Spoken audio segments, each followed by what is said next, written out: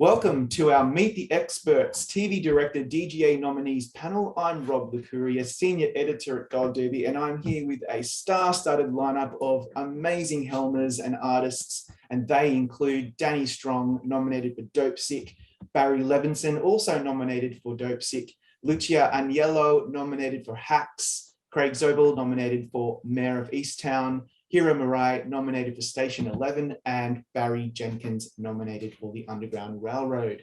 Thank you, everybody, for joining us today. Such amazing work that you've all been nominated for this year.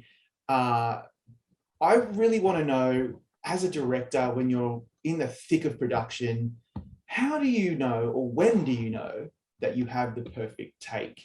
And I want to go to you first, Craig. I'm very interested to know, because I'm sure you probably have this internal battle quite often on Mare of Easttown. Yeah, I mean, I'm scared to answer that because I feel like I'm constantly feeling like I need another. But I suppose when performance-wise, I think when all of a sudden I have 5 other ideas because I've seen something new in the performance that I've read 100 times at that point and kind of know the what it's supposed to be, and all of a sudden I see the actor has found some new bit. I usually end up wanting to go another time, but I feel like that is when I've probably gotten a take that matters and is interesting, because it's sort of shaken me out of my day and out of the thing that I was kind of prepping to do. I guess that's how I'd answer that. Okay. Lucia, what about you? You're working on Hacks. I think you're in production now. But how do you know? How do you know? Yeah, I think I don't always know. No idea. But I suppose there is. I think very similar to what Craig said. Like if there's, if it's a comedic moment and and it elicits a laugh out of me, and that's obviously I work in comedy, but to get a actual out loud laugh out of me is that means that I really genuinely think it's funny, especially because I've written it 9 months earlier or something. So to be like, wow, that was good because they made it better is definitely a moment that it allows me to be like, okay, we should move on.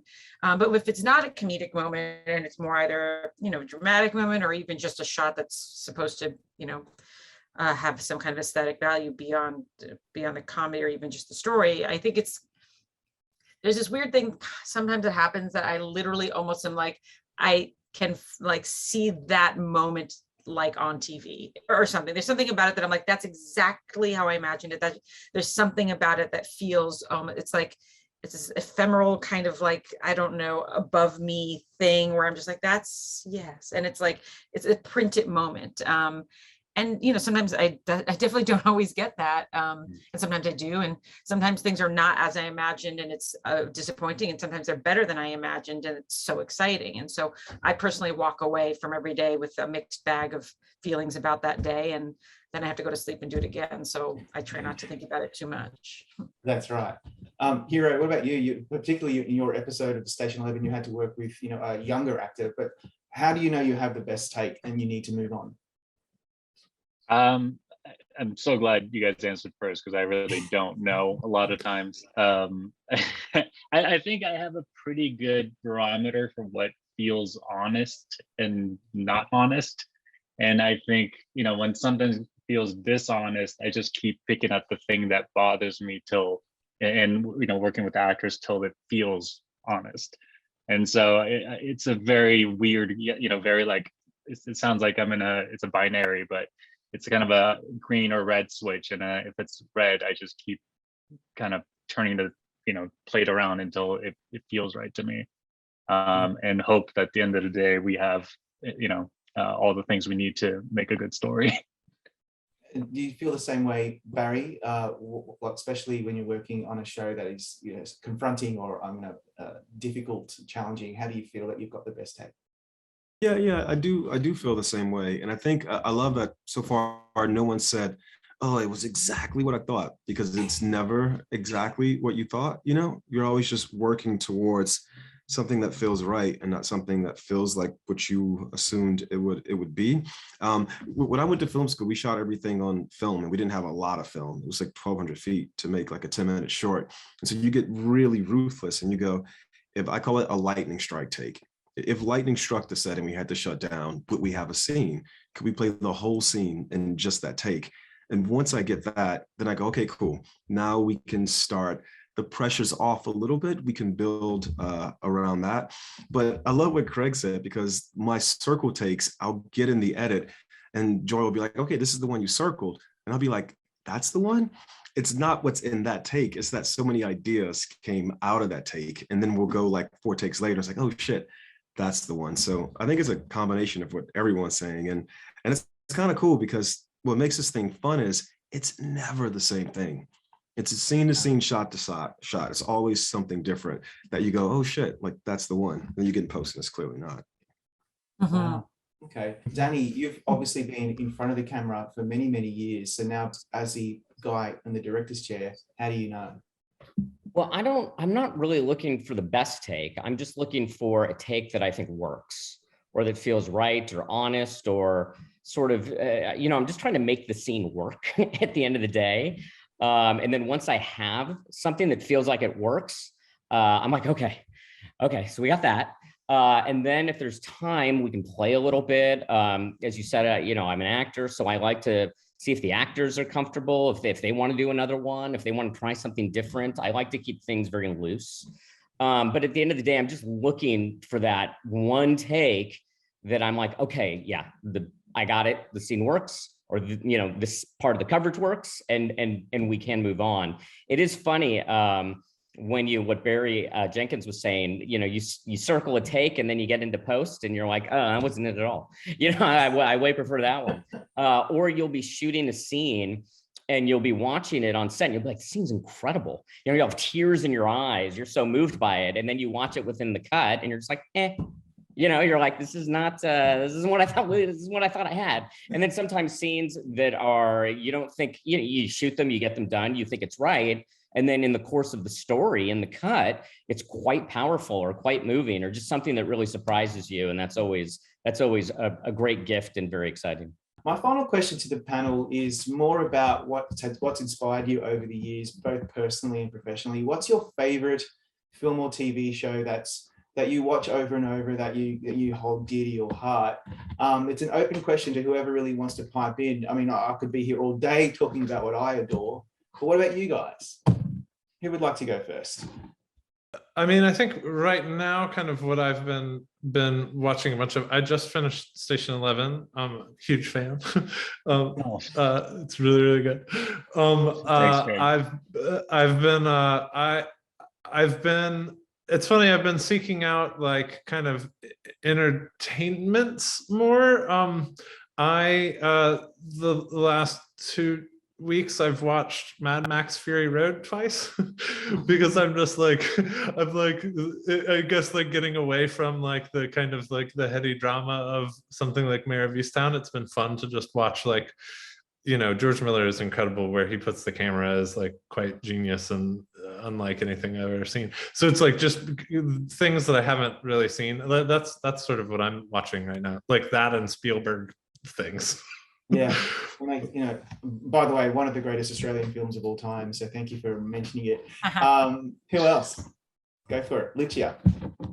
Well, I mean, in an effort not to just list out things that'll make me sound smart and cool, to be completely honest, right now, I am rewatching for potentially this 5th or 6th time. I'm watching Arrested Development again, and that's what I'm doing right now.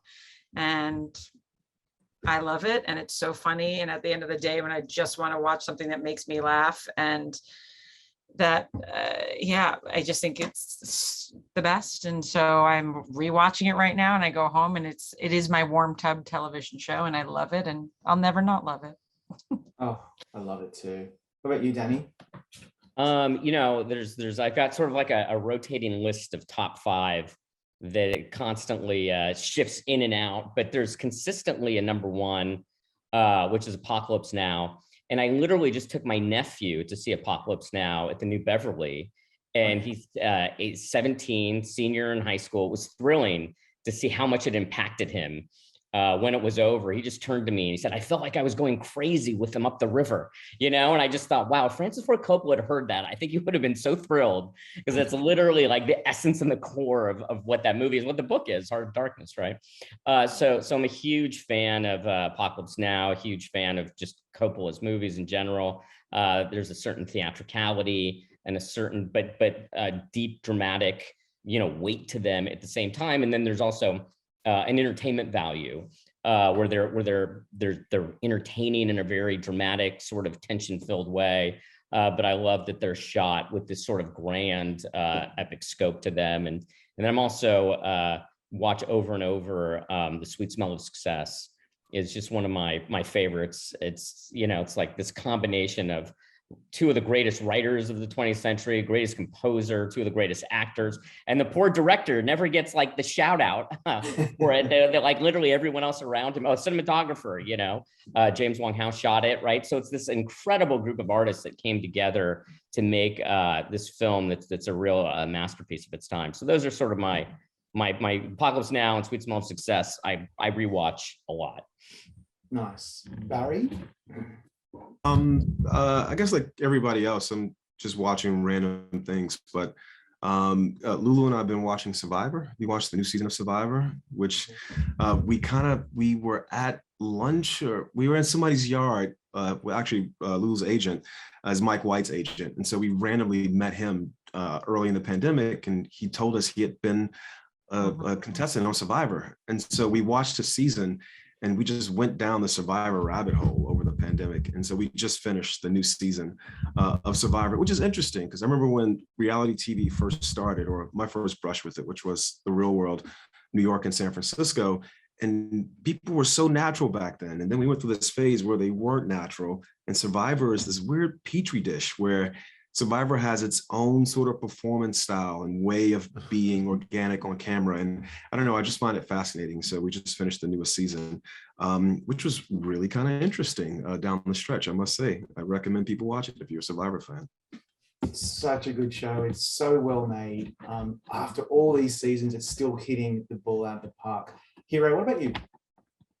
I just went to the Academy Museum inside the Hayao Miyazaki exhibit. And so I've been kind of revisiting his films. My childhood favorite movie was My Neighbor Totoro. So I rewatched that recently and was like, hey, you know, I had pretty good taste as a kid. So it's a really well-made film, and it's so thoughtful and human, and the pacing, and there's something about it that just kind of resonates with me in a very basic level. So I've just been kind of going through all of his films lately.